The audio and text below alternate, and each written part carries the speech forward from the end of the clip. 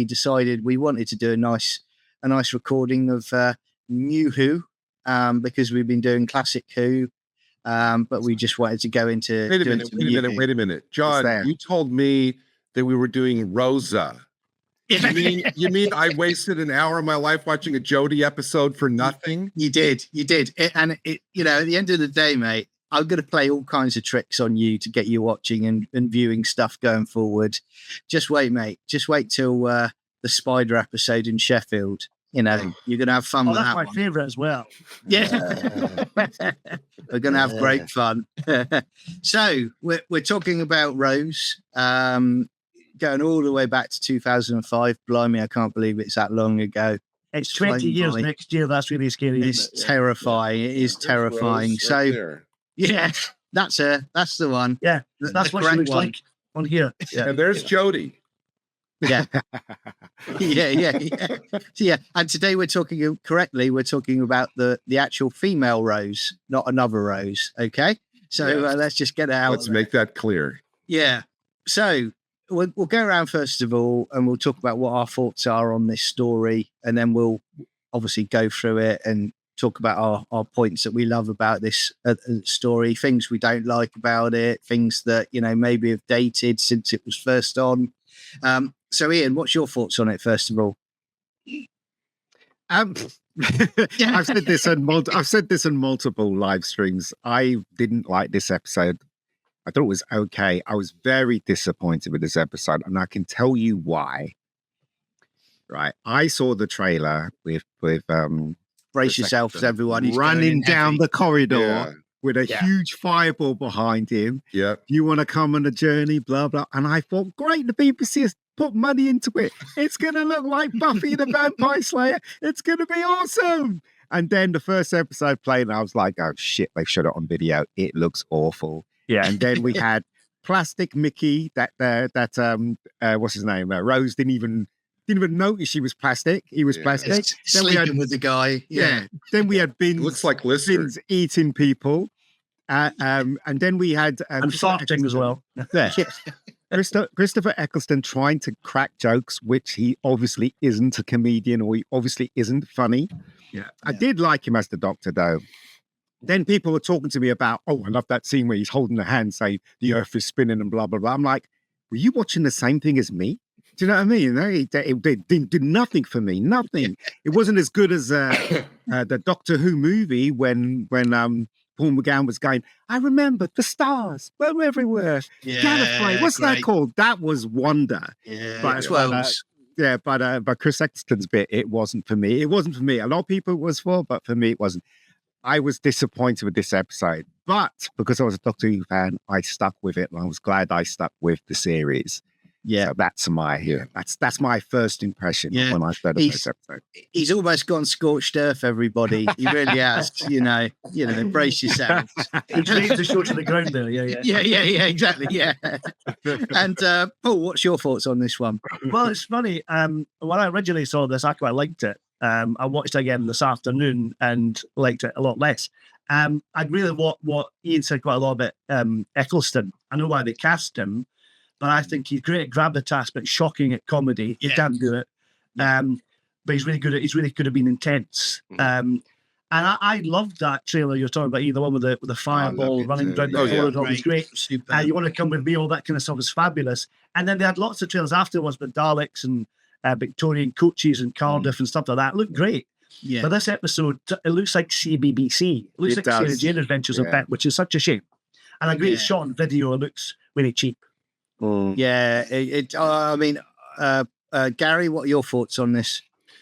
Well, I was rewatching it, and I was trying to watch it through the perspective of somebody who'd never seen Doctor Who.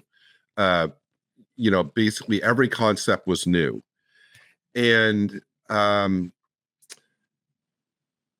thought the best thing was Christopher Eccleston. I agree that he's when the PTSD arc starts kicking off, he can play that gravitas great. In this one, it struck me that he's awfully smiley. Like when he's walking down the road during the day, and Rose is chasing after him, trying to get questions. He's all beaming and smiling and just kind of like walking along. I'm going, wait a minute, why, shouldn't he be more, agonized and intense? Some of the effects were dire. The the burping trash can. Yeah. And this time I was just questioning a lot of the logic. It's like, well, wait a minute, why, if it's just sending out signals to animate all plastic, then where do the guns come from? If they're just animating already manufactured stored dummies, I started questioning the logic of a lot of it. You don't want to do that. No, you don't. Mickey came off just as a really kind of pathetic character in this episode. But and the interior of the TARDIS, which I'm sure we're going to talk about, just is a little bit too different from what I kind of want it to be. Yeah. So I think what saves it for me, Christopher Eccleston, with some of the serious stuff, and the two different shots of Billie Piper as she's kind of waking up with the tousled hair, it's like, oh Lord, those two shots kind of saved the episode for me, because I thought she looks like drop dead gorgeous in those two shots. In those two shots, Ian, where she's in the bed and it's like all tousled, it's like she's just waking up. It's like, holy crap. Yeah, unfortunately, but Ian, I watched this at 7 a.m, so that's kind of the frame of mind I was in. But for me, unfortunately, when I watched it, I was a man of age, so I can't anti a 17-year-old. That's just not right. Just not right. Sorry, mate. Speak for yourself, mate. I was perfectly fine. I got no conscience there. I was only 12 Ian was fancying Jackie. Then that's what he means to say. Jackie. Oh no. Ooh, no. Although, she's a woman of age. I mean, woman of age. I mean, for me, first of all, I think there's a few mixed elements to this for me, because when I'm looking back now at myself as a Doctor Who fan, then with it coming back, there was a mix of emotions for me. One was absolute excitement that, oh, Doctor Who's back. Another element I had was, it was almost like a dream state. I couldn't actually believe that Doctor Who was back and it was going to be on the telly. And the other thing I had, the worry I had, was I was sat there going, please like it, audience, please like it. Please let it be a success. I want it back permanently. Yeah, I was like that. And the other thing I had with it as well, I remember the day, and I remember that it was really well done, where they did kind of like the build up to the episode, and they did it very well. Countdown, and they had each Doctor, and they did a description of each Doctor as they went through the day. Oh, really? What? Yeah, and it was very well done with the BBC. And then I remember, I don't know if you guys remember, but remember the episode got leaked a few days before. Yeah. And it was on the internet, wasn't it? And right. Yep. I remember someone at work saying to me, I said, "Oh, you're gonna download it." Good job, Ian, on that, by the way. Yeah. The Roz is a bit his door any minute. Yeah. And I remember someone at work saying to me, "You gonna download it tonight?" Then I said, "No, I'm not." I said, "I've spent so many years putting a DVD in or a VHS in and just watching it. I want to enjoy watching Doctor Who live again for the first time since McGann." So I didn't watch McGann live. I queued up outside HMV to get my copy. But oh, really? It's day before. That's a sad eye. Yeah. And I think, looking back now, rose tinted glasses were on at the time, where I was just wowed by it because Doctor Who was back. But watching it back now, there are a lot of elements that I don't like about it. But as you were kind of alluding to, Ian, at the beginning, it kind of led on to something great. I agree with what everyone said about the comedy about Eccleston. It doesn't work, and it works so much better later on when in the season when he's darker. Yeah. But even then, they kind of figured out how to write for him more, because I think in the Doctor dances, and Jack goes in to the TARDIS for the first time, and he says, "Oh, bigger on the inside," and the Doctor turns around and goes, "You better be," and it's that kind of dry humor straight away. So, I, let's get into it. I mean, let's talk about the important matter first of all, which Gary has brought up. Rose in bed. So that's the important element of the story to you. That should have been the title. Yeah. Yeah. But this idea of them pretending that this place is London just made me laugh as well. I was watching. Look. For me, okay, right. I don't take any prisoners when it comes to TV shows. It's either good or it isn't. Do you know what I mean? Yeah. And this episode wasn't good, right? The stupid ending, the them pretending it was London when it wasn't. Yeah. The thing about the doctor going, "Hi, I'm the Doctor. Run." Do you know what I mean? As if you would hold a stranger's hand. Why would you do that? This just like I've always said this, and I will maintain saying this: Doctor Who needs to grow up. Even back in the 2000s, it needs to grow up. It still has that horrible CBBC thing about Doctor Who, and I don't even know what it is now. I have no clue what it is now. But sorry, I'm curious. Let me ask you. So, if you took like the basic structure of the episode, are you saying that maybe there would be a couple things within the episode that could be changed to make it better, or the whole structure of the episode? No. So the story isn't bad, right? You can work with that, but it's just the logic. Like parking the TARDIS outside a council estate.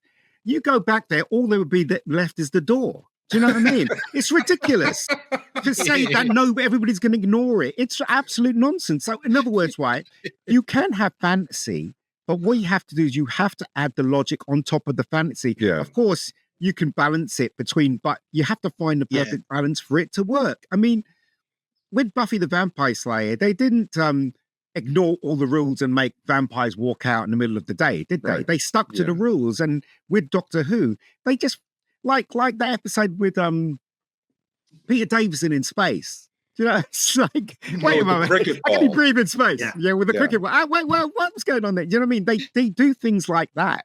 Yeah. And it's like, what, did a 12-year-old write this? What is wrong with you people? That is the problem I've always had with Doctor Who, right? And this is one of the reasons why I love the Doctor Who movie so much, because they literally address some of that stuff. They made a lot of mistakes along the way, but they try to ground it. They try to make it like, this is an American TV show here, guys. You know what I mean? That's what they try to do with it. And I liked that. Do you know what I mean? Anyway. I think no, it's true. No, it's right. I think also I did like when Rose goes into the basement and you get the first shot of the Auton. Yeah, and I do like the fact they put the sound effect in of almost like the rubber creaking, as the plastic creaking as it moves, and I think that was done really well. I think I agree with you on some bits, Ian, like, where he's sort of like, you go home and have your beans on toast, and run for your life and all of that. I think now I'm pretty sure they would have done it a lot differently, or you'd hope they would. I mean, what's everyone else's thoughts on sort of that section of it? Well, I think the initial section of it, the kind of setting up, making it a bit creepy, was quite good. Some of it was quite scary, but it wasn't scary enough. Yeah. It wasn't by any means Spearhead from space. The Autons in this are really kind of just a bit CBBC. They're a bit, this is a bit infantile, which is a real shame. The Autons got huge potential to be really scary, like the word Spearhead from space. Why did it push that? I mean, later on, you get the little child Auton coming out the shop window. That is really creepy. That's lovely. Yeah. Or even some of the bridesmaid Autons are quite fun as well. Yeah. But it's they had more potential to make that scary. But the Autons, the alien threat, like they did with Star Beast, it's not about the monsters taking over the Earth. It's about Rose. Exactly. Which is a bit of a shame, because you're getting that domestic side of it really heavily. That's the thing. And that's the thing. That's one of the things that's always kind of like bugged me, is just I get you've got to establish and ground the companion, but just the constant, what I saw is overemphasis on the domesticity. And I get that Russell T Davies, he'd written for soap operas before, and he wants to ground the whole thing and not make it too fantastic, and I guess maybe in his mind unrelatable to the general public. But to me, it's going a little bit, That's dated it more than anything. far. Yeah. Yeah, without a doubt, that has dated it because, you know, when you get into the further seasons and they're showing characters from soap operas, you know, that does sort of, now it's like, another thing that bothered me as well, right? A load of things from me. Is the music. The music sucked. I was like, what is this? Did they have a Casio keyboard or something like that? Come back, Kev McCulloch. Yeah. I was like, you know the bit where she goes to the TARDIS, she goes in there and she comes out, she starts running around the TARDIS. I was like, what is this? Is this like a sixth form disco? You know, somebody's like made some music or something. The hell is this? You know? Well, it's you're right. I mean, what Paul said there, you know, a few minutes ago about it feels a bit CBeebies, you know, a bit BB, you know, kids show, not family show, with the scenes, and it also links into where it just doesn't work with Eccleston's comedy, where he's got the Auton arm round his neck. Yeah, that was a little bit too slapstick. I like the way they set that up, though. When Mickey did it originally, and he was mucking about, and then she thought, stop mucking about, and then the Doctor did it for real. That's a nice gag. I like that gag. And you know, the other thing they set up, and they don't really carry through on, is when the Doctor's explaining, you know, living plastic to her, he says, well, it can be in you know, cables and phones and this and that and breast implants. And I thought, okay, well, now that'll be interesting. Let's see that. But they never actually have a scene where somebody's breast implants come along. I've got this image. That would have made it not that would have made it not CBBC if like they would have fembots from Austin Powers. You know, there you go. And again, I mean, I was going to say about the comedy with Eccleston, you know, where they're walking through the council estate and he's like, sort of, yeah.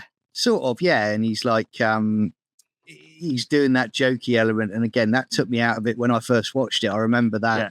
But then, and I know Ian doesn't like the scene, but when he suddenly flips and he does the serious, you know, he can feel the earth rotating. That shows you then that was the Doctor we were going to get later on. And that's what I liked about Eccleston. You know, he's playing it straight. He's not doing that comedy element at that point, and it works really well. I agree with what Ian said, John, about that speech about the world turning. It's just nonsense, just gibberish, isn't it? Absolute rubbish. It doesn't make any sense. But before that, when he does about the price war, and he's joking with Rose about that, then he goes into actually they're aliens, blah blah blah. That works quite well. No, enslave that speech. It's just pretentious crap. There's a lot in this episode where you just have to sit back and go, who is RTD aiming this script at? Kids. Because I mean, there's stuff like obviously like the bin, like the plastic Mickey that looks to me like Lister. And then there's serious Eccleston, and then there's slapstick stuff with the hand and everything. And it's like all over the place. And where at 1 second Rose is, and I know they filmed the scenes out of order, but there's one scene where Rose is crying because, my boyfriend, you know, just died. And literally 10 seconds later, in those shots of the two of them hand in hand running along the sidewalk, she's beaming, smiling. I'm going, wait a minute, what? Yeah. But to be fair, Rose and Mickey's relationship in series 1 is really complicated, isn't it? I mean, I don't know how that works, how they manage to stay together. I don't think it's complicated. I think they had generally they were boyfriend and girlfriend. It's just that I got really upset and I just thought, why? When Mickey was cowering towards the ending, holding on to Rose's leg, what the fuck? Like anyone that lives in a council estate that is black, right? Come on, no one's going to act like that. No, first of all, they're going to have a pit bull dog with them. Second of all, right? Do you know what? They're going to be saying things like, bruv, right, bruv, bruv. Yeah. Do you know what? If that happened where Ian lived, right, Ian would just look at the Doctor with the TARDIS materialising and go, you can't park that there, mate. Exactly. You know? Yeah. Do you know what I mean? It's like he's trying to imitate this is a council's estate, right? When there's nothing. He's got nothing that connects with that, right? Again, right? if Mickey is black on a council estate, there's no way he's going to be speaking like that. Absolutely no bloody way. Do you know what I mean? They dumbed him down, I understand, but why did they make him into such a horrible scene? Well, I mean, Ian, and I ask this, I say this sincerely, isn't it all RTD's idea of what a character like that would be? Yeah, Yeah. it is. Yeah.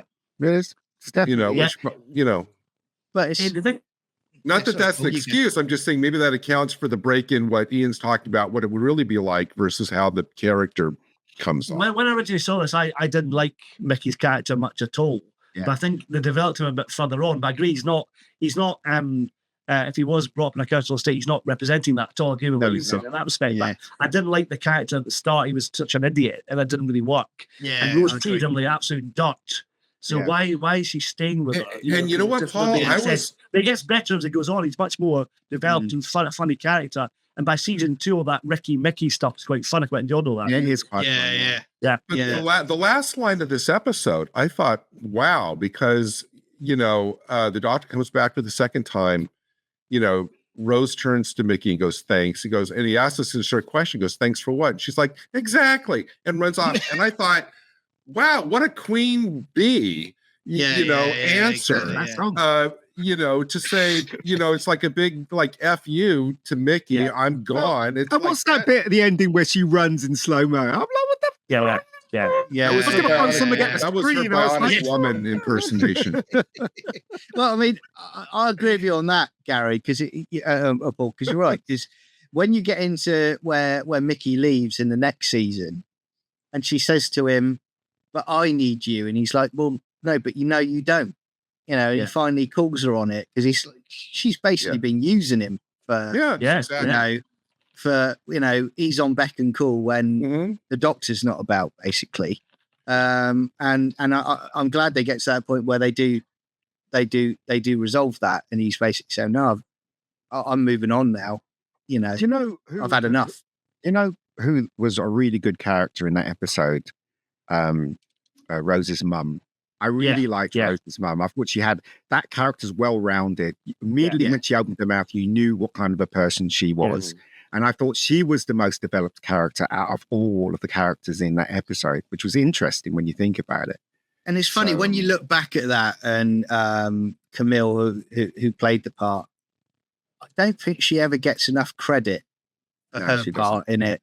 But Well, again, as it moves on, she gets more to do, and she's got probably the most funniest lines in the entire series. Really, she's really such a funny character. Yeah, I love exactly. that gag about a friend being complaining that she's Greek. Someone said she looked Greek, but she was Greek. Yeah, But she still complained. Yeah. And you get some of these, again, when we argue about now, and I've said it, okay, okay. Not yet. Not yet.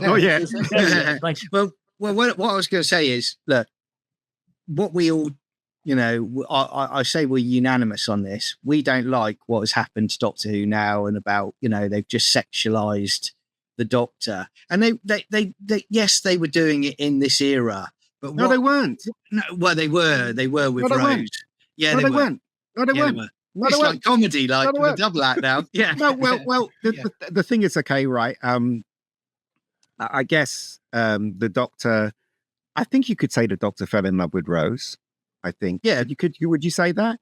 But that's Yeah. not sexualizing it. Sexualizing is something different. Yeah. Isn't it? I think the Tennant doctor see did, that. not the Eggleston doctor. Yeah. Well, But the he did excellent that Doctor, he did. Sorry, go ahead. Really? Okay, they did that great thing with Camille, with the mum in the bedroom. I was a strange man in my bedroom. Oh, That's yeah, what I yeah. was going to say. Nothing. That was great. That was That was really well funny. done. That was That funny. stamped that down. We're not doing that. And That's what I was going to say. Yeah, because I was going to say where they went with it in the current iteration. There they basically went. The Doctor's basically saying no, because he doesn't think like that. This is the Doctor we're talking about, and I like that.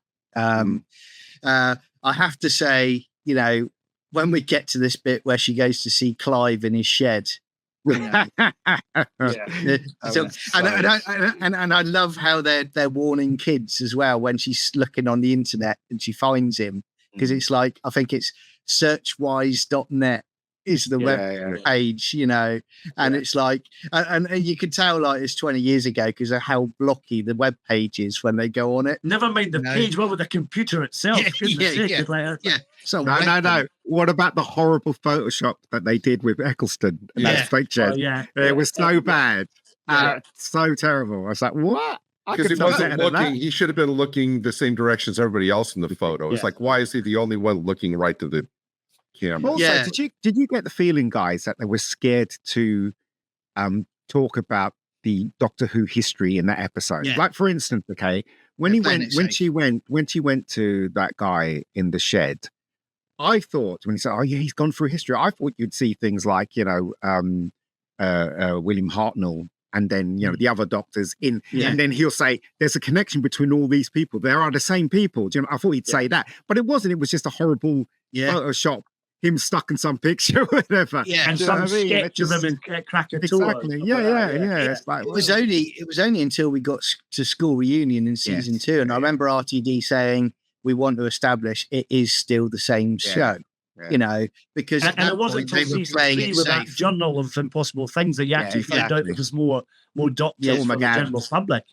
Well, and there's a contradiction in the episode itself, at least it seemed to me. I'm sure you guys can probably explain it, which is where, he's been in this incarnation long enough to go to the Titanic, to go to Krakatoa, to go to Kennedy's assassination. That's fine. But then why does he look in the mirror and go, implying that he just regenerated, and that was the first time he'd seen himself? That doesn't seem to track. Instead, unless he was at all these other places, but just happened to never look in the mirror. We didn't know how long and also we didn't know whether there was a mirror where he was. And Gary, the explanation for this, which is very quick and it's New Who, and this is where Ian says about, and I agree that it needs to grow up, timey-wimey. They would explain it with that. That's what they would do. They would say, "Oh, well, how do you know that was, that version before or after?" Yeah, exactly. I mean, to me, completely buggered that up when he did the War Doctor, so it didn't make any sense. I mean, to me, timey-wimey is, RTD code for I couldn't be bothered to come up with explanation, something a decent explanation.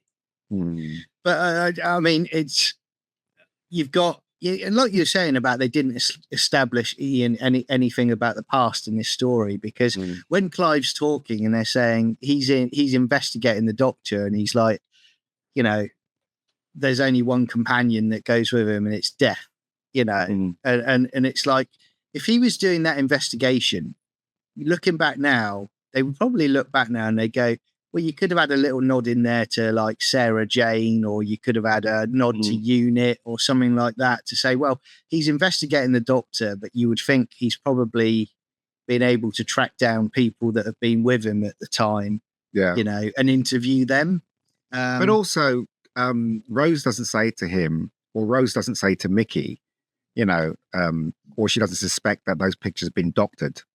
Do you know what I mean? Because if somebody showed you something, like if somebody showed me a picture and Gary was, talking to Hitler, I'd immediately think it's rubbish. That's definitely a doctored picture. But she didn't even occur to her to say that. Do you know what I mean? It just, I don't know. Even the Victorian one, on the Titanic one, rather, he looks out of place. He's just stuck his head on. Exactly.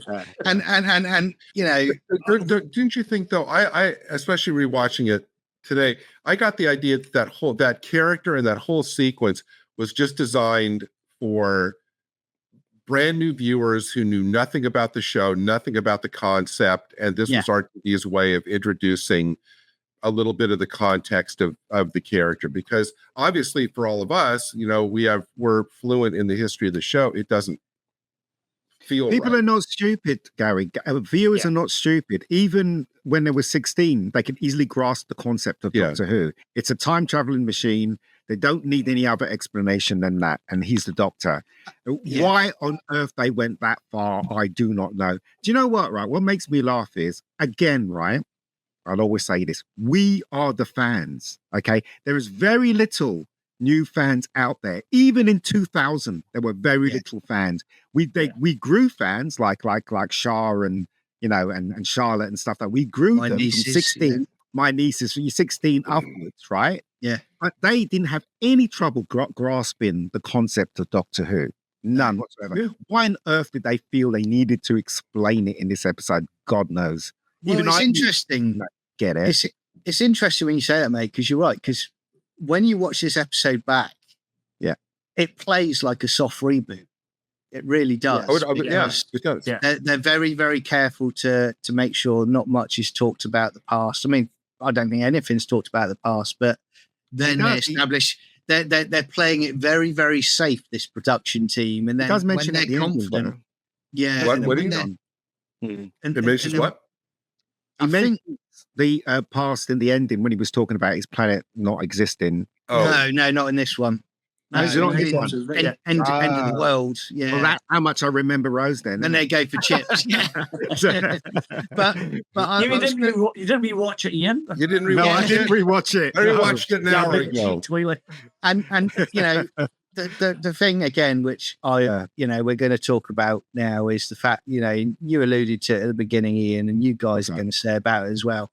When she walks out, we've got the burping wheelie bin, which was just that. And you look at it now, even at the time when they did the CGI for the hand stuck to the lid, Yeah. and I thought it doesn't even line up correctly when he's twisting.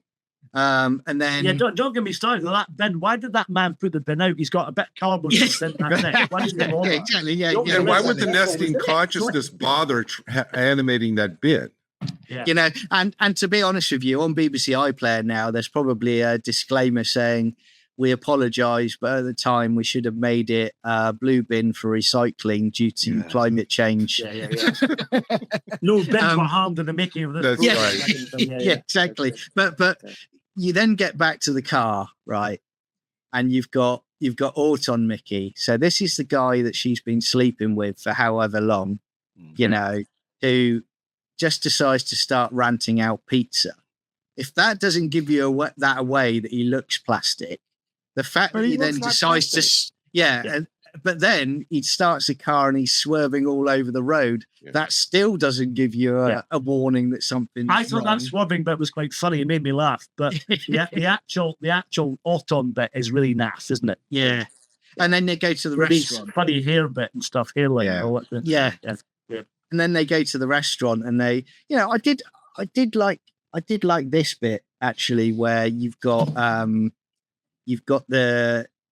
in the restaurant where they do take the Auton's head off. Mm. And it's still going. I mean, it's played for laughs a bit, but I did enjoy it. I still enjoy that element now. I will say, I know you've talked about before, Ian, about the music when Rose goes round the TARDIS, which is coming up, but I will say though, I think it's nicely done how they're establishing the TARDIS, where she goes round it first of all without the music. And to be honest, you're right. I think they needed to do a completely different theme for that, really. Just get an orchestra. Yeah. BBC needs to cough up money for them to get an orchestra, proper, and also to cough up money to actually get film, like get a film cameras to shoot the damn thing. Instead they were shooting on digibeta and pulling the frame off it to make it look like film, which was a horrible process they used to do in the old days. Yeah, and it was just ridiculous, absolutely ridiculous. It's like, what is this? It looked like they were filming Neighbours, didn't it? To be honest, Well, I think the first time they did it was Heartbeat with Nick Berry. They tried that process, and everybody thought it was film, but it wasn't. I could tell it wasn't film. You can tell by the like it looks. If there's a shot looking at a strip, like for instance, blinds on a window, and you can see the diagonal lines on the blind where the lights come through, then it's been stripped of a frame. That's the frame's been pulled from it, and then that's how you can tell that that's what they've done. But it just looked awful. The whole of the episode to me looked awful. But talking of production, going slightly back to the bit with the head. Yeah, some of the shots are really odd. The bit they pull Mickey's head off, and the man is a man and a woman watching. And it takes so long for the man to react to the head coming off. Yeah. And the man screws. That's such an odd take. Yeah. It's really weird. Bizarre. It just doesn't really work, is. It was really beginning is. of things to The come. director, there was issues with having working out how this would set, what the mood would be, what the kind of how it would be performed, the tone of it. Yeah. You know, and they've not quite got the tone at this stage. You know what I mean? No, They've I had lots agree. of tone meetings, but they don't know what they're doing with it at all. And They don't then know Rose what's a has to kid- be a the kid's one. show or an adult yeah. show. What's going on? You know? But Yeah. Rose has to be the one to tell people to get out. But then when he pulled off his head, the whole place would be cleared out anyway. Yeah. Yeah, You know, You wouldn't exactly. need Rose to. You know, you wouldn't sit there, you know, just like scream and then carry on with your pizza, would you? You'd yeah. literally get out. Oh, thank you. Yeah. Yeah. And I mean, again, the TARDIS interior, this is my least favorite of the New Who era. I've said to you before, the Matt Smith / Capaldi interior Yeah, is love my it. favorite. Yep, It's love superb. I think it just strikes the right balance. But I didn't like how they kind of went, and this is just from my view on it, I didn't like how they went for almost like the Doctor Who movies, the Peter Cushing doors, where you just literally you go in and that's Walk it. in, yeah. I always wanted it, right? You're going into another dimension, you've got the big thick TARDIS doors and then you're in. I just think that works so much better. When I was a kid, the TARDIS was a place of sanctuary. When the doors shut, you felt safe. Yeah. But with the wooden doors, it doesn't work at all, does it? Yeah, exactly right. And I wasn't a fan of the coral. Yeah, I never the liked the organic organic. TARDIS. I never liked the organic. I mean, the thing about the one you mentioned with Smith going to Capaldi, to me was very classy and classic, because you had like a library, and you think a character like that would amass, you know, a library, which makes it kind of homey. I loved the steampunk of the Paul McGann version, because there was even a living room there. But it's like, what is this supposed to, what is that supposed to indicate about, you know, this is the Doctor's home? Why would you want your home to look like that? It's But you know weird. what? Yeah. What makes me laugh is that it's obvious they were trying to save money. Again, right, the BBC. And I don't know what was on the console. It was probably the worst console ever made. It's like a paperweight and It thing. was Yes. it's just like, why would you do that? Why, you know, after everything that's gone by, the X-Files, you know, Buffy the Vampire Slayer, you know, Esquire is that stupid thing that Spielberg did with Roy Schneider. All these shows went by before this started, and you would go with that. You know, well, why would you do that? The bizarre idea of it was apparently they had the idea that the Doctor would repair things constantly. And that's where all the different bits were there. 'Cause I saw an interview with Ed Thomas, the designer, and it was just turned out really lazy. It's like, make it look, it's meant to be an advanced ship. Exactly. The TARDIS meant to be an advanced ship from an advanced civilization, right? Yeah. And all the bits that are older, the Doctor's things he's collected, like a chair or a couple of clocks or whatever, do that, but make it look like it's the most advanced time space ship ever. Even though it's an old one, it's a really advanced ship. You know, it's crazy. Exactly right. And I think also the trouble I always had with it is that, you know, and this me going back to the 80s though with Doctor Who and the TARDIS interiors, when you got to when you went in there, at least you had, you know, and the production wasn't always great, but at least they'd walk through and they'd go to a corridor in the TARDIS. Here, all you ever see is the interior of the TARDIS, that console room. And for me, it kind of, they mention about, clothes down there, second past the bin, second on the right, sort of thing. I think he jokes in the next one of the next stories. Swim pool. Yeah, exactly. And it's like, well, you know, you just want, and I know it's a budgetary thing, but you just want to see more. Do you remember that time when Tennant took over and then he was looking for clothes? All they did was move the camera to the side of that set, put a load of hangers and made out that it was another room. I was like, how stupid do you think we are? Do you know what I mean? And it doesn't, I mean, you mentioned budget. It doesn't cost that much to do it. I mean, for me, one of the best scenes in the classic series is just that first minute in the Mask of Mandragora, as Sarah and the Doctor are walking down the corridor and they look in, they see the boot cupboard, look down this and whatever, and the Doctor is like tossing off these remarks about what the rooms are, and which was great because wow, it's like how long had it been since we ventured that, you know, far into the TARDIS, and it was great, and it was just like a quick 1 minute scene, but you know, your imagination did the rest. I I will say, I do like the effects though when we get underground where you see the nesting. I do like that effect. I think that's done well, and I still enjoy that today. I do. The climax is not too bad. Yeah. The climax. I didn't mind the climax, and I thought it was really stupid when it was like, "Oh, you need a big ring," and it was obvious it was the London Eye.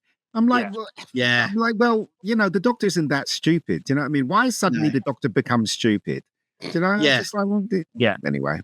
And I remember it at the time. So all the kids watching Ian can go, look, it's right behind you. Yeah. Like a pantomime. Like a pantomime. Yeah, and I remember at the time as well, and it did, certainly for the first three stories, I remember thinking, in all three stories so far, the Doctor hasn't saved the day. Because because Rose, didn't she? So so Rose saves the day in this one, and then in the next one you've got Jade the Wood, the tree lady.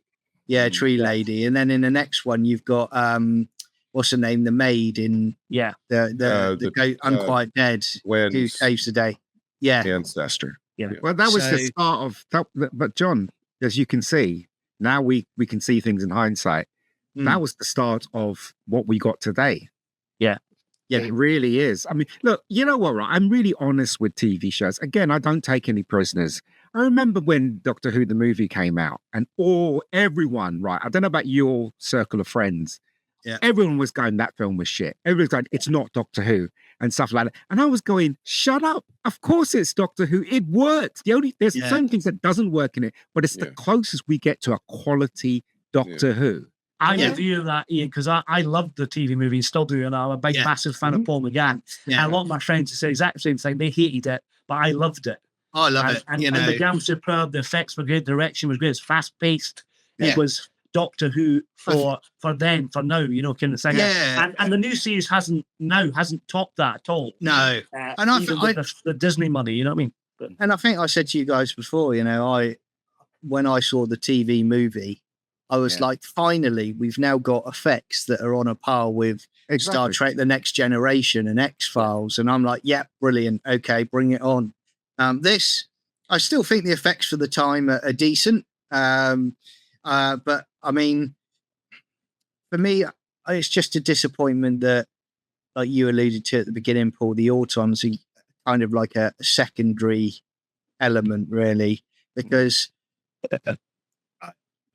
like we were saying about, the kid Autons coming out the shop and stuff like that. But that was I'm quite dark, John, as you know. And you've really nasty, man. If the Auton came out, the little kid, and shot someone and walked off, that'd be great. But they couldn't do that, could they? But, no, I could. They could. They could. But I love that. That'd be lovely because that was such a creepy moment when it came out. But they didn't. They could do it. But they chicken out. Yeah. No, but they could have the kid coming up and people are in the corner and then just cut to something else. Yeah. And then then you realise that they've been killed. You know what I mean? Well, they did that with Mark Benton's character, didn't they? With Clive when he gets killed, which seemed really pointless. But I was just going to say that because that's one thing that Ian, I know when you say Doctor Who needs to grow up, when the Auton basically opens its gun and points at Clive, and he just goes like that. No, you duck or run or do. Yeah, you would run. Or grab or reach out and grab the arm and try to move it away from you. Yeah. But even after that, right, the wife and the son see him get his head blown off, right, and they just scream right in front of the Auton and don't move. Yeah. And we get like three shots of the wife and the son running all over the plaza. We keep seeing that was quite well shot. I like some of that that kind of massacre scene. That was quite good, some of it. But what is interesting, in Spear from Space they never showed breaking of the glass, and they showed it in this, and actually Spear is more effective because you can't see it. Because this dramatically it doesn't really work. I don't think they shot that particularly well when they break the window. But I think if the Autons hadn't have been like a secondary element to this story, I think what would have worked a lot better is very much like a, Terror of the Auton Spearhead from Space style, where you see them walking down the high street and you see them gunning down people, that adds that extra terror, that extra element to it, because you don't see them gunning anyone down, do you? You see, Clive's lost his head off screen, and you know, He did, didn't he? he did. Yeah, The thing is, though, bouncing down the after whole arcade. Yeah, after 20 minutes, SO19 would have appeared and shot the crap out of them, wouldn't? Because it's just plastic, isn't it? So they would have shot the crap out of them. Unlike June the 60s, you know, it wasn't really anything. You know, you would have any of you gents been to any of these locations where they were filming? I don't mean that London Eye. Obviously, you've been there, but I mean like the shopping center. You know, where all that.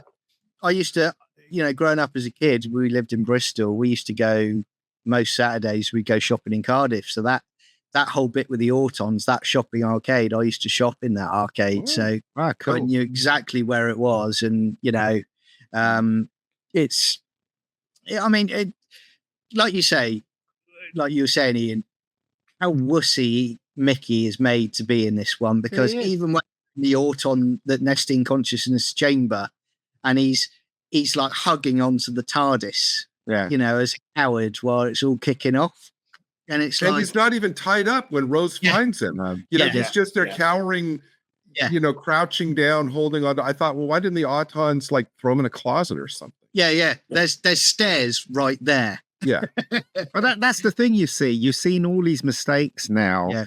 But I saw them when it was actually broadcast. I was sitting there going, "This is the worst thing ever written." You know, I almost stopped watching. Do you know what I mean? But after Dalek, I thought, okay, right now they're back on track. Now they, you know, then we got the fighting aliens, and I thought, it's like going up and down, up and down. Yeah, exactly, yeah. Because I was the same as Ian. I'm curious because I'm always curious. You know, when you know Ian, you know, to hear about his, you know, your filmic background. When you were first watching this, and you said you immediately had a bad response to it. Is that because? Was that on the level of you were viewing it as a longtime Doctor Who fan, or you were just viewing it as a television production? No, both. And you didn't like it on that level either. Both. Okay. As a fan, first and foremost, but as a BBC production, that it seemed like they didn't give a shit about this episode, because if they did, they would put more money into it. There's the thought. It looks like everything was rushed. That TARDIS was the worst TARDIS ever in the history of Doctor Who. I say that with hand on heart. You've seen Geordie's one, haven't you? Yeah. Well, apart from that one, of course. Up to that point. You're talking about console. Yeah, we're talking about Doctor Who, aren't we? Yeah, sure. That doesn't include that. I take your point. Yes, yeah, exactly. So, but seriously, it is one of the worst designed inside of the TARDIS ever, in my opinion. It's like it needs a good clean. It's like, you know, somebody give them some brooms and to sweep up the crap that's on the floor and stuff. It just didn't make any sense to me why you would want that design, you know? No, and again, you know, I was just saying about Mickey, and you talked about it, you know, where he's hugging Rose when she's talking to the Doctor, you know, in the street, and it's like, no, just why, you know, just. You know, if you that last scene when he invites her on board.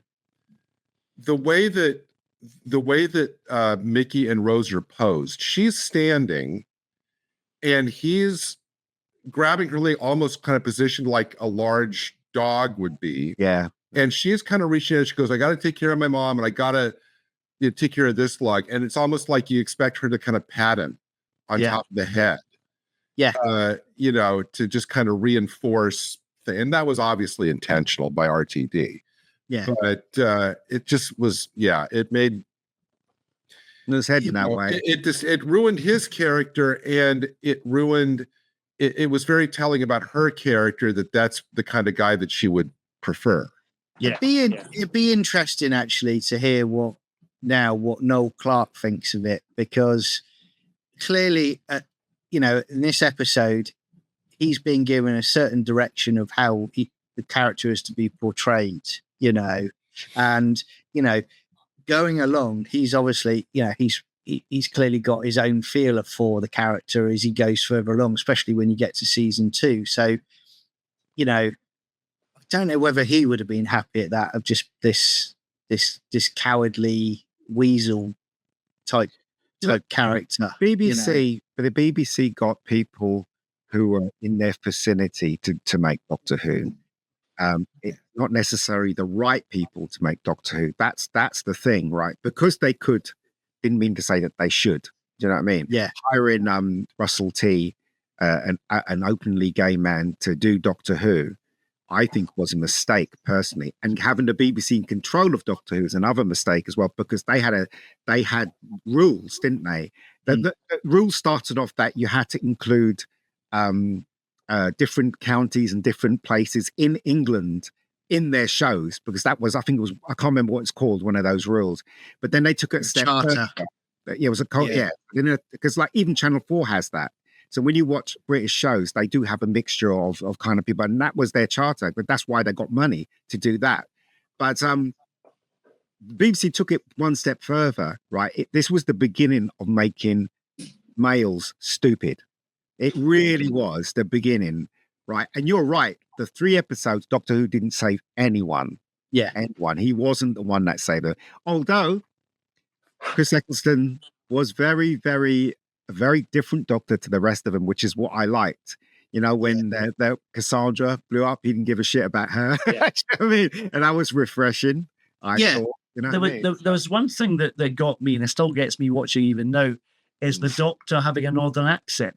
Now, yeah, that didn't work with me either. That doesn't work. But it's like the Doctor, it shouldn't have brought it up at all. Every planet has a north. It's like they never said when Sylvester McCoy played that every planet had a Scotland. So I don't know why they had to bring it up at all. But his accent wasn't so prevalent, though, was it? Sylvester's wasn't so prevalent. No, and like Peter's one, and what you call it, Chris Eccleston. They from day one, if I was directing or if I was in charge, I would say lose the accent, or I lose you. Do you know what I mean? Well, apparently, though, the Canadian Broadcasting Company said they wanted to dub Eccleston because they couldn't understand him. So they wouldn't do that, but Russell said no, which I think is incredible that they asked for the lead actor to be redubbed because they had trouble understanding his accent. And that shouldn't be the case. It should be enough to understand as an actor to perform that the audience can understand you. That's a given. Unless you're doing Jamaica and you're mumbling that they used to do recently, that kind of stuff.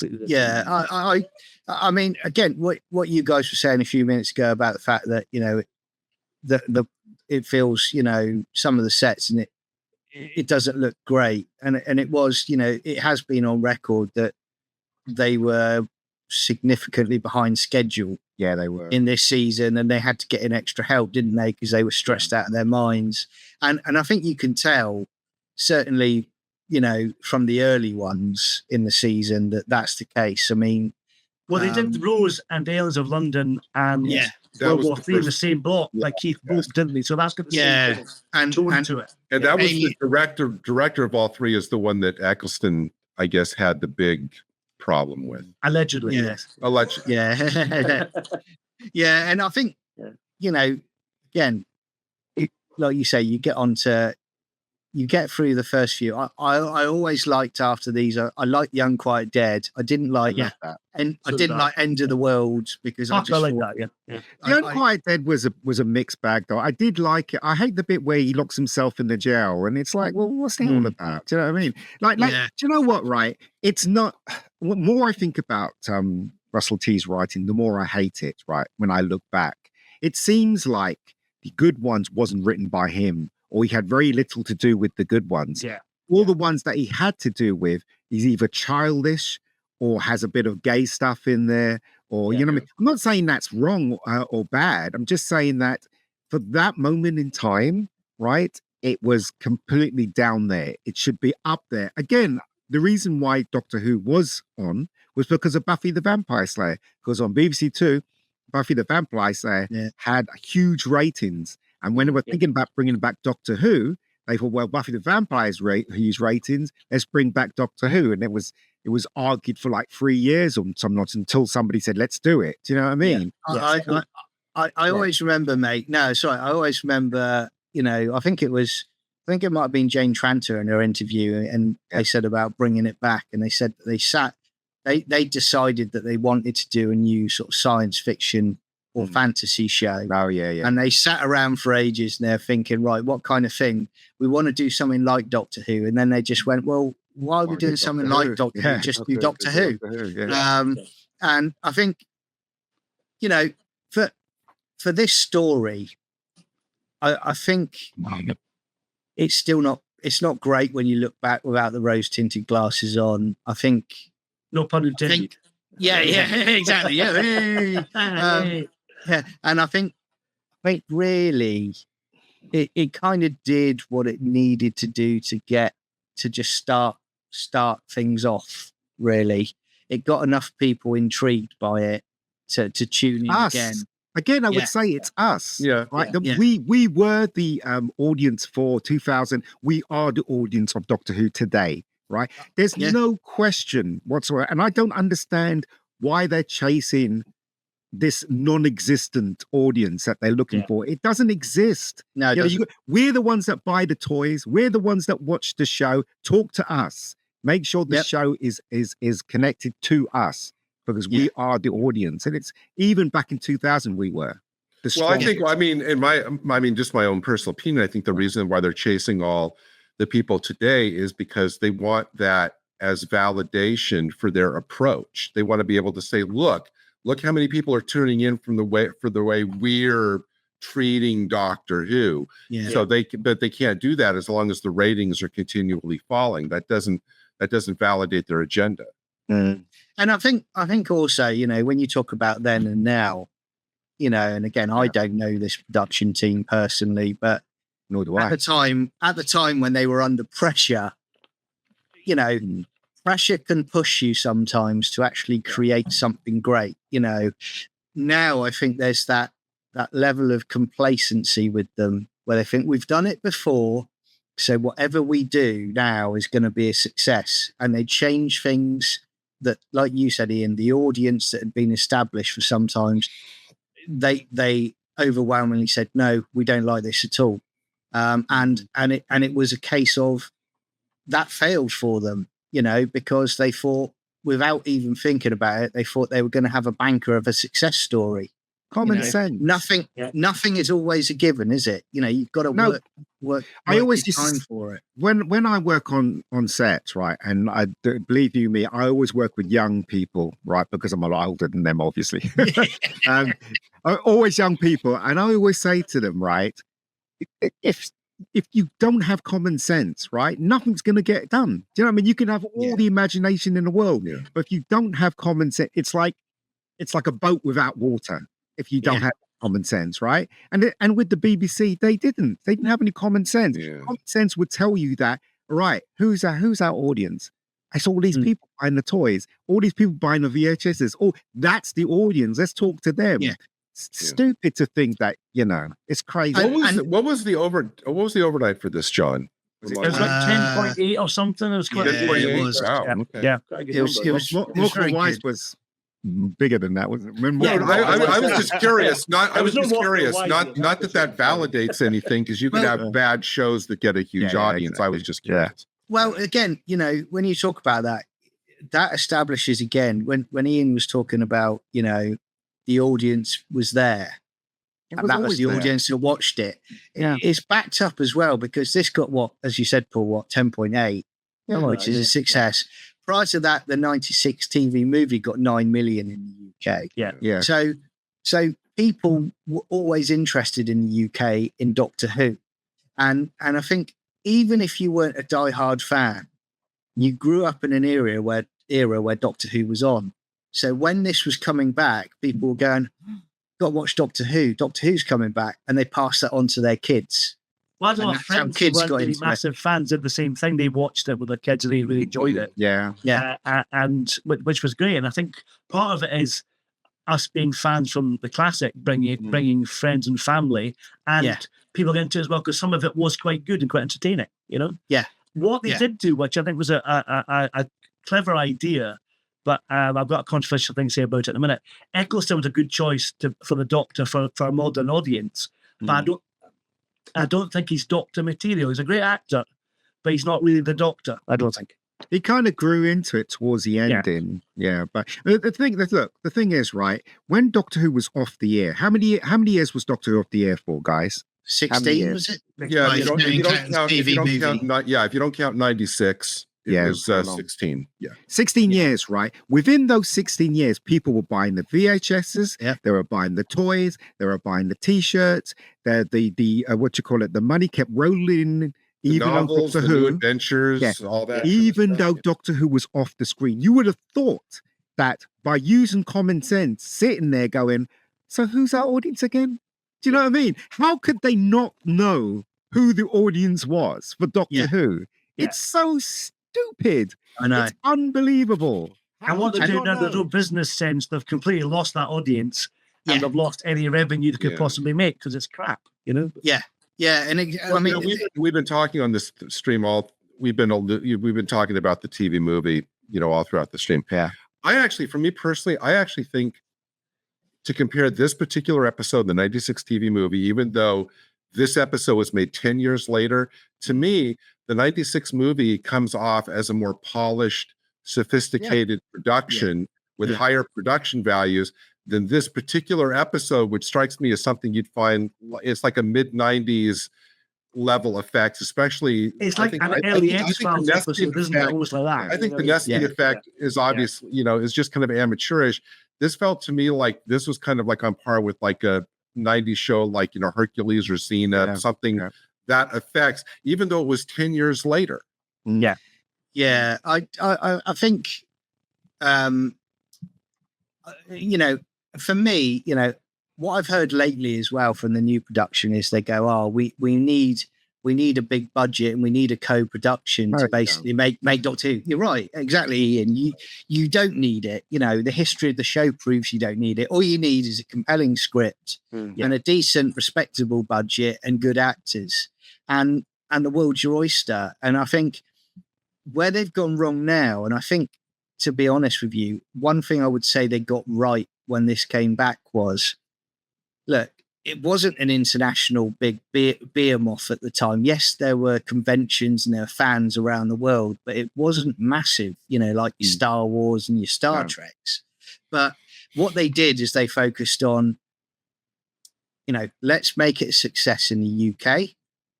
And then we'll go from there. And because of that, word of mouth spread, its profile got bigger, and then it became a great show worldwide. That's where they've gone wrong now, where they've gone, we're going to focus on worldwide first, UK second.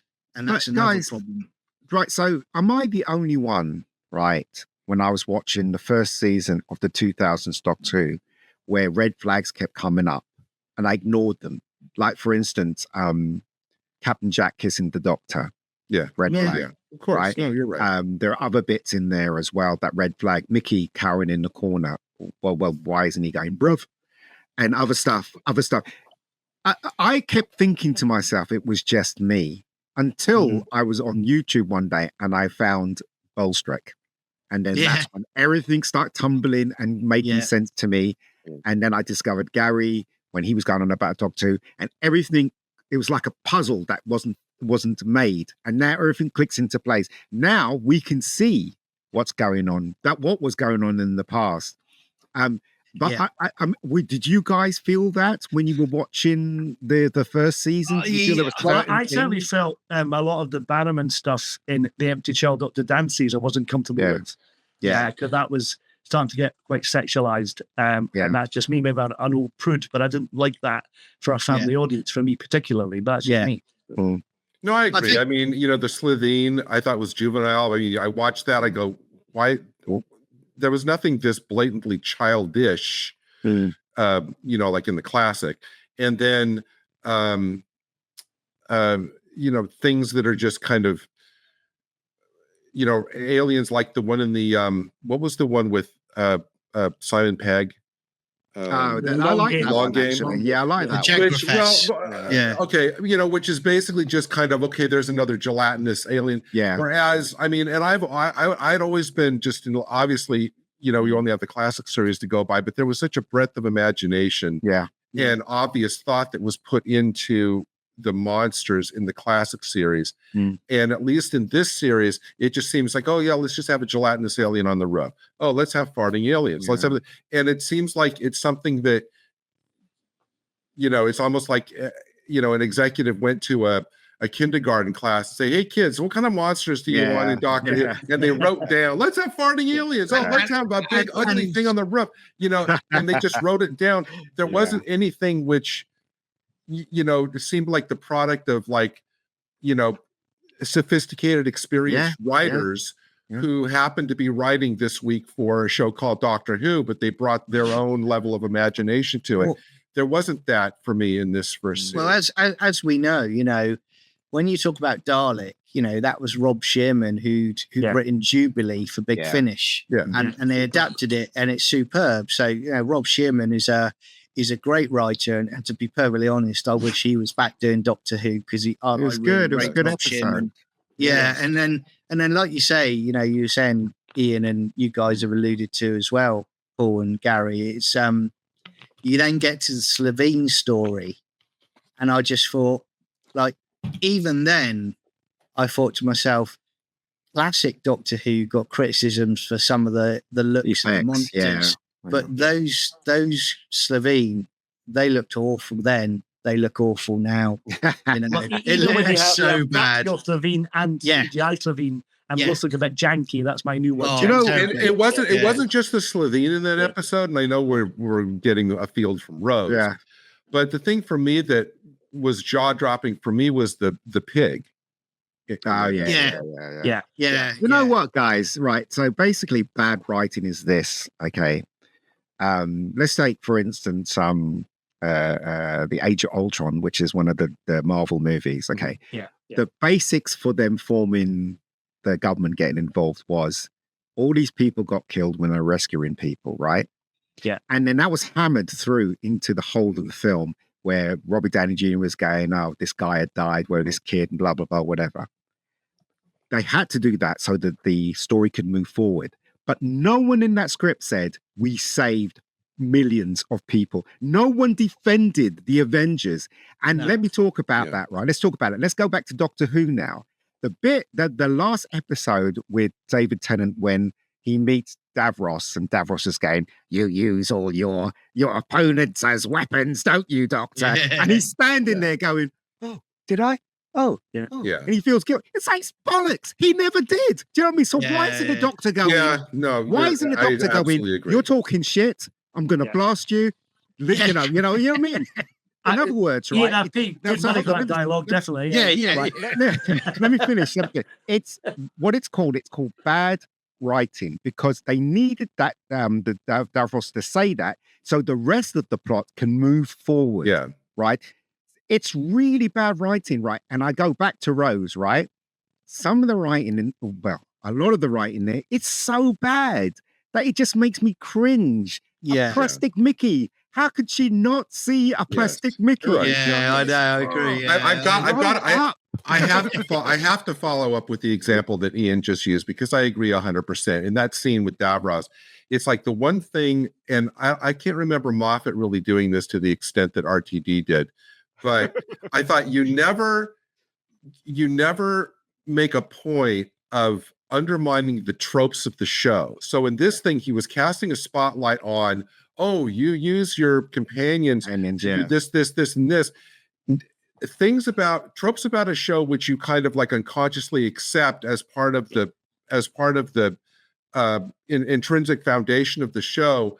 You don't question. You just kind of like passively accept it. You don't shine a light on it and try to say, oh, look at that. Anytime you undermine or question or recontextualize a foundational trope of a show like that never worked. And RTD did it more than once in the example that Ian gave. I can't remember Moffat doing it, but it's always a bad idea. Yes, the show becomes so self-aware now that it doesn't really work. It doesn't suspend disbelief anymore, which it used to do, which is a real shame, Yeah. And again, this first season, and Rose in particular, my nieces, when they sat down to watch this as little girls, and they loved it. They absolutely loved it. So I will give them credit for this story, because this story really engaged with kids, and it got them, going into school on the Monday and talking about it, that we'd not seen before. Yeah, exactly. Yeah. And we'd not seen that since, the classic era. Right. I'm really being, I've spoken a lot of negative things about this episode, but really? Did I? But right, it is enjoyable, right? Again, right, the person in me, right, because I so love TV shows, and particularly Doctor Who. I just get really upset that they've had it for X amount of years and they still do not know what to do with it. And they're still hiring the wrong people to make something that could be potentially one of the biggest shows in the world. Yeah. I just don't understand the logic behind that. I really don't. I think it is a case of, they were the right production team at the 2000s to bring this back. Yeah. And I think, what is it? I'm going to use Kirk's quote from Star Trek 3, young minds, fresh ideas, I think a new production team. Yeah, exactly. And I think it needs it, because it feels more tired now than it did. It felt fresh back then. It really did. I think the Matt Smith era was really good. There was a lot of bad episodes in the Matt Smith era, but I think that was the pinnacle of Doctor Who, the 2000s Doctor Who, when Matt Smith joined. And I think, and it spoke to America, and it was right there. Oh, yeah. And then they cast Peter Capaldi, and then it went. And and that, with Matt Smith, as I'm sure that's when over here it really kind of catapulted to the another level in America, because the Tennant stuff was on the Sci-Fi network, and then Matt Smith came along, and all of a sudden he was on the cover of Entertainment Weekly, which had never happened. And they moved it to BBC America, where it was massive. And then people started kind of catching up with the Eccleston and the. Can I just say something? I'll put this out there for our panel. Russell T's gay. Moffat isn't. What? I just put it out there. That's why we had Amy Pond with long legs and lovely, luscious red hair. She looked gorgeous. And that's why we had Jenna Coleman. She was quite nice. Put it that way. And I heard a rumor that Bill Potts was gay. Just saying, just putting it out there. Just to carry on your theme, and that's why we've got Shooter Gatto as the doctors. Exactly. Exactly. And RTD. Is as successful at the time as Tennant's initial run. RTD has not only squandered it, but kind of soiled the reputation of his initial run, because nobody wants to deal with Tennant. Who was the was it Martha Rose? Martha Rose was gorgeous, but they didn't do anything with her. They did nothing with her. She was just like a sick puppy, a love puppy. Going on. Martha was a great companion, but ill served by RTD. Unrequited love. In my opinion, RTD was unable, for whatever reason, to let go of the character of Rose. So he heaped this unrequited love thing onto Martha, and he heaped this, agonizing about the lost love onto Tennant at the same time. Martha, they could have been great, but RTD could not let go of Rose, even though she wasn't there. I love that episode, in the first episode with Martha, the one where we went to the moon. The whole of I thought it was great. It was a lot of fun, wasn't Smith and Jones. Smith and Jones. Really. I mean, I'll bring it back to Rose, and I will also say as well, I think one thing they did at the time, which was a good thing. They were taking it in a different direction, because I think it was you, Paul, saying before about how they were going for the darker tone of the Doctor, but they dropped in the hint that he'd been involved in a war and he couldn't save the Nestings. So there were little seeds of that, and then in the next episode, he basically says, at the end, he says there was a war and we lost, his people. And and me as a fan, I was like, they've wiped the Time Lords out. What? What's going on here? And I think it was very well done that he they parked the Time Lords for quite a while. And when they came to Dalek as well, they brought in the fact that the war between them and the Daleks was superb. Yeah. That's a great Yeah. kind of backstory we didn't need to see. But, Exactly right. And I think it just had such size in your mind, didn't it? You know, all these battles going on, and I think it works perfectly. And you started to see for the first time, you saw this real rage from the Doctor, especially when you get into that Dalek episode, and he's, you know, you're like, oh, he's unhinged here. He's lost it, you know. And I thought that was very well done. But then I think that outstayed its welcome especially when you get into season 2. And I thought the angst and the sorrow of the Doctor needed to go. And with Matt Smith's Doctor, I do like the fact that Moffat did park that, and he kind of he started to get the joy back in the Doctor again. The Doctor's, you know, seeing the wonder of the universe again. Although I totally agree. Although I think for me, one of the best scenes in the Day of the Doctor is, and I wish there'd been more of it in that story, is when they're all in the jail, and the Tenant Doctor says to Smith, "How can you, I want to know what happened. How could you?" And then Matt Smith looks at him and goes, "No, you really don't." Yeah. And Matt Smith is always dynamite at those kind of turn on a dime. I wish there had been more of that kind of confrontation. The problem with that is that the David Tennant Doctor wasn't the David Tennant Doctor in the 50th. I did like the 50th a lot, but I found myself, little flags were going up, like when he was talking to the rabbit. It was like, what? You know, it's like, you're so-and-so, and it's like, that didn't, to me, that's not, and also other stuff as well, other stuff that he said and didn't, I was like, if this was the other David Tennant Doctor, he wouldn't be saying things like this. Do you know what I mean? I don't know. There's something about his portrayal of the Doctor then, and also that horrible sexist thing that woman, the Queen, says to the two Doctors. Remember, men, blah blah blah. Do you remember that line? Yeah. That very hugely sexist thing to say. Yeah. But but still, I like the 50th. The 50th was great. And I think also, sort of going back to Rose, guys, I think let's get back to Rose. No. When I look at it now, and I compare it to the current iteration, that I'm on record that I'm not watching anymore because I don't like what they've done to it.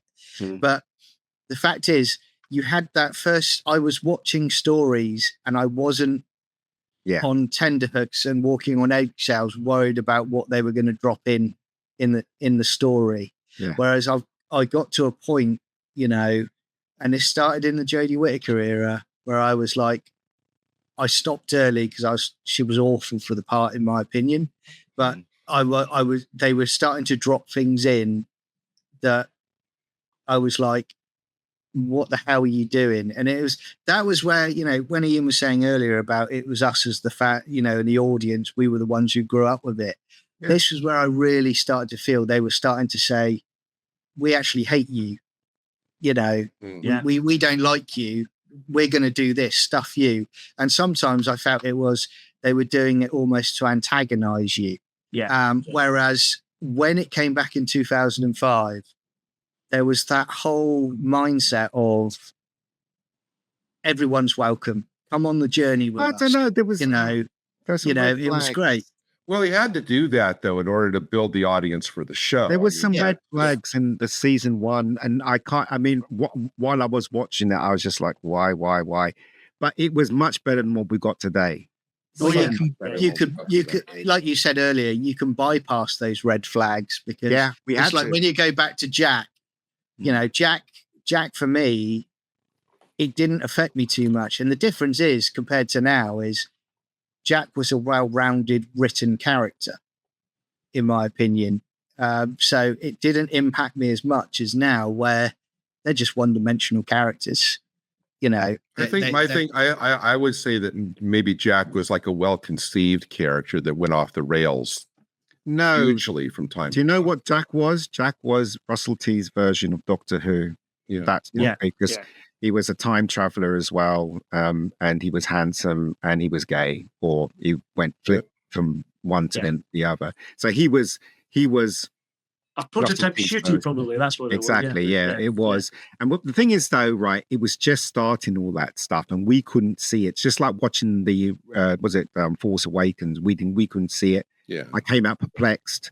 You know, same thing with this one as well. Watching for season 1, there was certain bits that perplexed me about what was going on, but we know better now. We can see it now. Well, I mean, some things are only evident in hindsight. Yeah, exactly. You know? But this era needed more talking frogs. Like, you never have too many talking frogs, can you, Gary? Let's be honest. Yeah. No, they're not enough twerks either, is there? Yeah.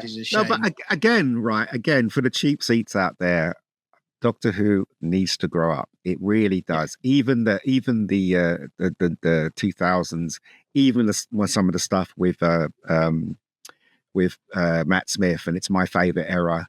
Some of those stories are just awful. Some of the things he does in it is just awful. It really does need someone to sit down, look at the script, and go, "Wait a sec." Do you know what I mean? That's what we need. Someone with common sense and look at every. You're right, script. and I think when you look at it now, they've locked themselves into a position where all they see in their minds now is one unique style for the Doctor, and it's almost like a Matt Smith, David Tennant, hybrids that each new iteration kind of attempts to play. Whereas at least in when Rose came out in season 1, they went with Eccleston, who was a safe pair of hands, who went down a darker Doctor route when he got to that point in the season, and they were still going along with that each Doctor's different. Whereas now I don't think that is the case. No, it's not. It's written exactly the same. Yeah, it's right. You're riffing Matt Smith and David Tennant,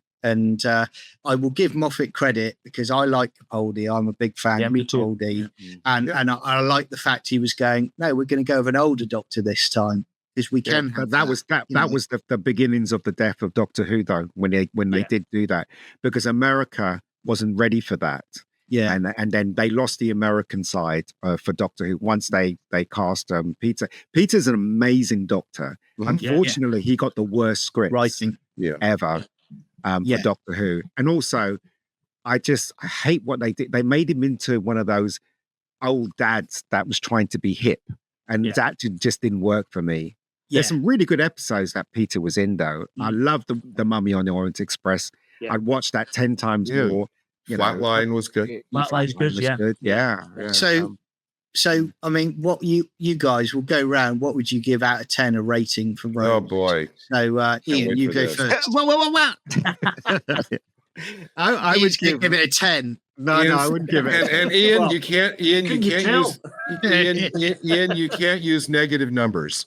Yeah, that's not that. Look, Rose was entertaining, right? But for me, I was disappointed, and I explained why I was disappointed and why the BBC didn't treat that whole season 1 with respect. They didn't. They literally just threw it under the bus as far as I was concerned. Anyway, I would give Rose a 4. That's what I give. Yeah, okay. Out of 10. Yeah. Out of 10. Well, because we're going to amend it now out of 5. No. Paul? Well, a lot of things that Ian has said during the conversation, in fact, what everyone said, I agree with a lot of things. There's a lot of good in Rose, a lot of good in season 1. But having watched it again, I enjoyed it more in 2005, probably because the hype was like, Doctor Who's back, yay! But now it does seem like it's very juvenile, which I knew there were parts were juvenile, like with Ben and Mickey and all that kind of stuff. But watching it again now, I was quite disappointed by it, actually, and I used to quite like it. So I'm going to give it probably a 5 out of 10. Yeah. Gary? I'm going to also give it a 5 because there were probably as many things I didn't like in it as I did. So that kind of splits it right down the middle for me as a 5.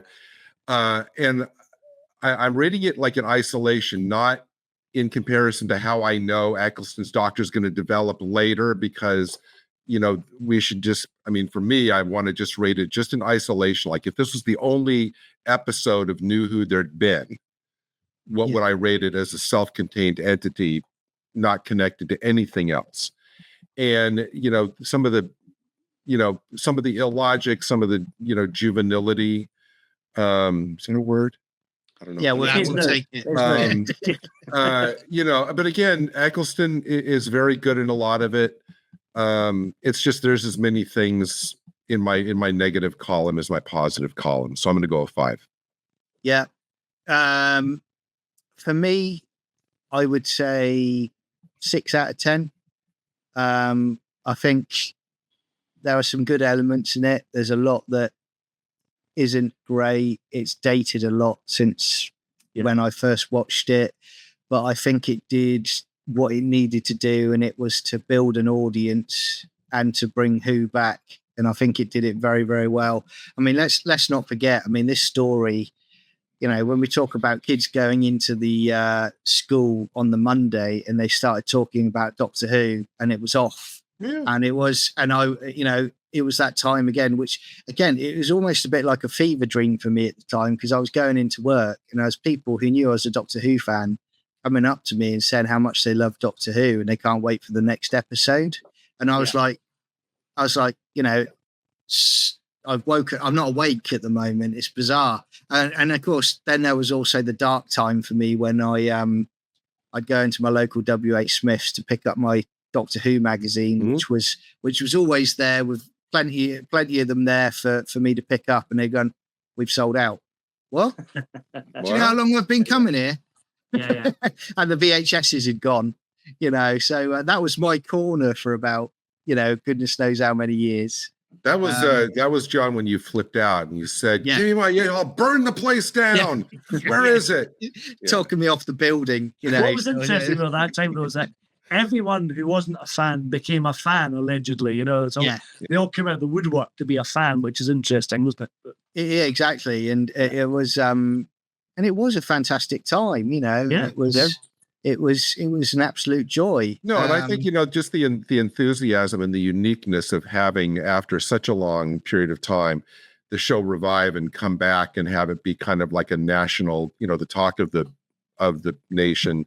I mean, it's a very just unique situation. It just kind of, rode that wave.